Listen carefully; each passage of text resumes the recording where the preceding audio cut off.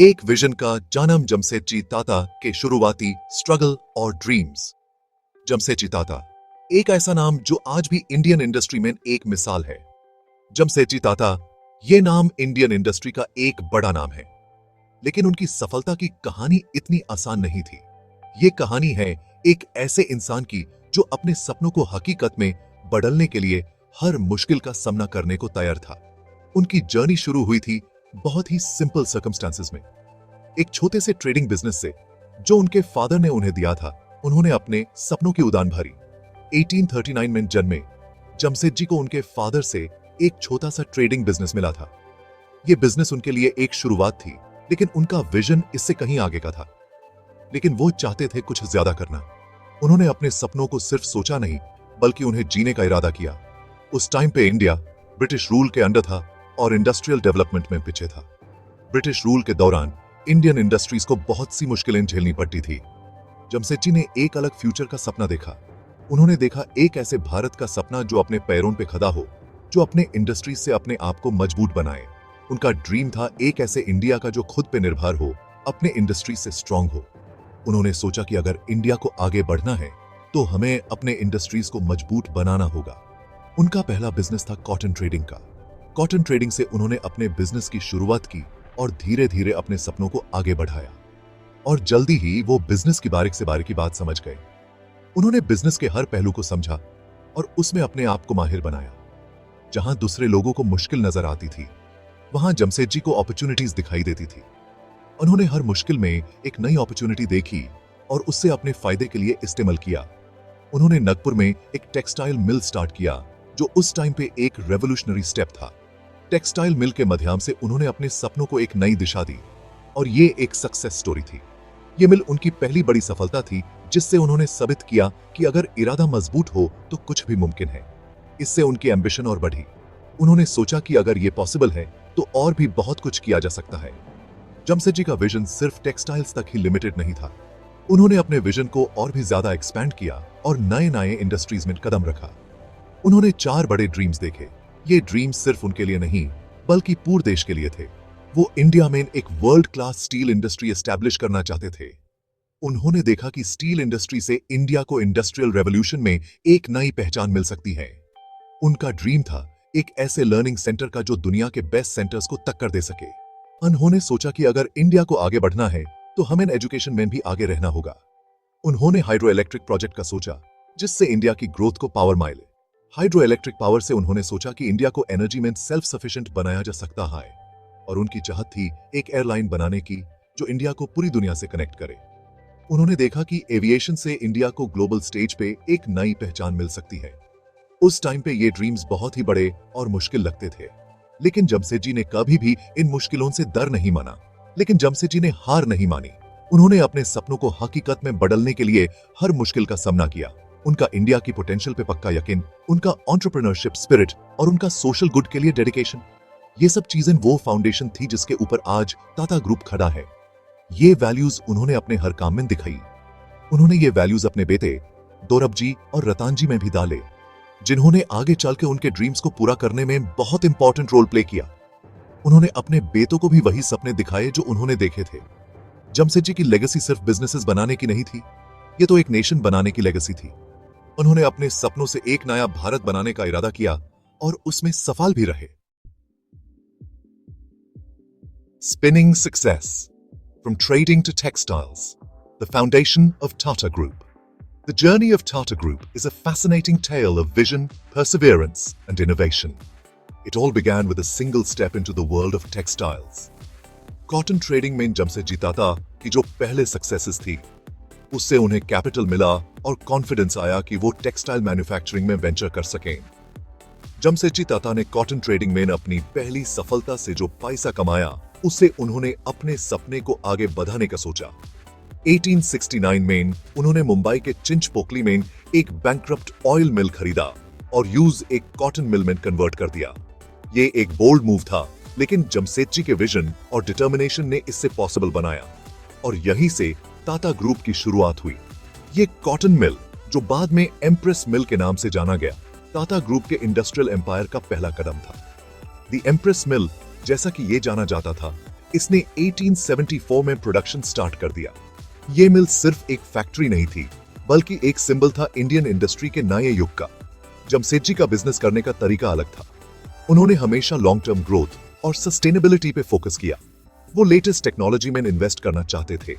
उन्होंने समझा कि अगर उन्हें ग्लोबल मार्केट में कम्पीट करना है तो उन्हें अपनी प्रोडक्शन कैपेबिलिटीज को मॉडर्नाइज करना होगा। उन्होंने इंग्लैंड से हाई क्वालिटी मशीनरी इंपोर्ट की। ये मशीनरी उनके मिल्स को एक कंपेटिटिव एज देती थी और उन्हें हाई क्वालिटी प्रोडक्ट्स बनाने में मदद करती थी। उन्होंने फोकस किया फाइनर क्लॉथ प्रोड्यूस करने पे, जिसका डिमांड इंडिया में और अब्रॉड में भी बढ़ रहा था। ये डिसीजन उनके बिजनेस के लिए गेम चेंजर साबित हुआ। वो अपने वर्कर्स का ख्याल भी बहुत रखते थे। जमशेदजी ने हमेशा अपने एम्प्लॉयज को अपने बिजनेस का इंटीग्रल पार्ट माना। उन्होंने कई प्रोग्रेसिव प्रैक्टिसेस शुरू की, जिसमें एक्सीडेंट कॉम्पेंसेशन और एम्प्लॉई पेंशन्स भी शामिल थे, जो उस टाइम पे कोई नहीं करता था। ये प्रैक्टिसेस उनके एम्प्लॉयज के बीच लॉयल्टी और डेडिकेशन को बढ़ाती थी। दी एम्प्रेस मिल बहुत सक्सेसफुल रहा और इससे टाटा एक लीडिंग इंडस्ट्रियलिस्ट बन गए।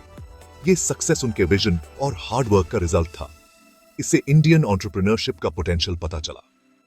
जमशेदजी टाटा ने दिखाया कि इंडियन एंटरप्रेन्योर्स भी ग्लोबल स्टेज पे compete कर सकते हैं और इसने ग्रुप के लिए दूसरे सेक्टर्स में एक्सपैंड होने का प्लेटफॉर्म भी तैयार कर दिया। टेक्सटाइल इंडस्ट्री में सक्सेस के बाद टाटा ग्रुप ने स्टील, पावर, हॉस्पिटैलिटी और कई दूसरे सेक्टर्स में अपने कदम बढ़ाए और आज ये एक ग्लोबल कॉन्ग्लोमरेट बन चुका है। A steel will Dorabji Tata and the rise of industrial India. This is a story of determination, vision, and the relentless pursuit of a dream that transformed a nation. Jamshedji Tata के बड़े बेटे दोरबजी टाटा को उनके father का vision और business acumen मिला था। जमशेदजी टाटा ने अपने जीवन में जो सपने देखे थे, उन्हें पूरा करने का जिम्मा दोरबजी के कंधों पर था। 1904 में जमशेदजी के डेथ के बाद दोरबजी ने टाटा ग्रुप की कमान संभाली। उन्होंने अपने फादर के लेगेसी को आगे बढ़ाने का संकल्प लिया। उनके सामने एक मुश्किल टास्क था अपने फादर के एम्बिशियस ड्रीम्स को पूरा करने का, स्पेशली एक स्टील प्लांट एस्टैब्लिश करने का। यह सपना सिर्फ एक व्यक्ति का नहीं था, बल्कि पूरे देश के इंडस्ट्रियल फ्यूचर का था। उस टाइम पे स्टील प्रोडक्शन पे वेस्टर्न नेशंस का कब्जा था।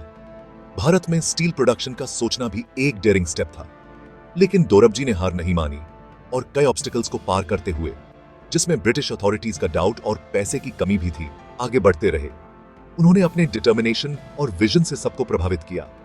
वो बहुत ट्रैवल किए, टेक्निकल एक्सपर्टीज और फाइनेंशियल हेल्प ढूंढते रहे। उन्होंने दुनिया भर के एक्सपर्ट से सीखा और उनके ज्ञान को भारत में लाने का प्रयास किया। फाइनली 1907 में Tata iron and steel company या टिस्को की नींव रखी गई और प्लांट के लिए जमशेदपुर को चुना गया।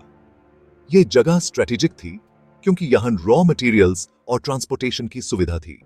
स्टील प्लांट बनाना एक बहुत बड़ा काम था। इसके लिए एडवांस टेक्नोलॉजी और स्किल्ड लेबर की जरूरत थी। इसके लिए बहुत ज्यादा इन्वेस्टमेंट की जरूरत थी, स्किल्ड लेबर चाहिए थे और बिहार के एक रिमोट एरिया में इंफ्रास्ट्रक्चर डेवलप करना था। इंफ्रास्ट्रक्चर डेवलप करना भी एक बड़ा चैलेंज था। इन सब चैलेंजेस को ओवरकम करने में दोरबजी की लीडरशिप बहुत इंपॉर्टेंट थी। उन्होंने अपनी टीम को इंस्पायर किया, इन्वेस्टर्स से सपोर्ट लिया और प्रोजेक्ट की कॉम्प्लेक्सिटीज को मैनेज किया। उन्होंने अपनी टीम को इंस्पायर किया, इन्वेस्टर्स से सपोर्ट लिया और प्रोजेक्ट की कॉम्प्लेक्सिटीज को मैनेज किया। उन्होंने हर एक व्यक्ति को अपने विजन का हिस्सा बनाया। 1911 में टिस्को ने स्टील का पहला बैच प्रोड्यूस किया, जिससे इंडिया की इंडस्ट्रियल हिस्ट्री में एक नई शुरुआत हुई। ये एक प्राउड मोमेंट था जो भारत के इंडस्ट्रियल लैंडस्केप को बदल कर रख दिया। ये दोरबजी के डेडिकेशन का नतीजा था कि उन्होंने अपने फादर के ड्रीम को पूरा किया। उन्होंने अपने हार्ड वर्क और परसिवियरेंस से साबित किया कि कुछ भी असंभव नहीं है। स्टील का प्रोडक्शन, जो एक स्ट्रेटेजिक मटेरियल है, ये इंडिया के लिए बहुत गर्व की बात थी। इससे भारत को इंडस्ट्रियल रेवोल्यूशन में एक नई पहचान मिली और देश के विकास में एक नया अध्याय जोड़ा गया।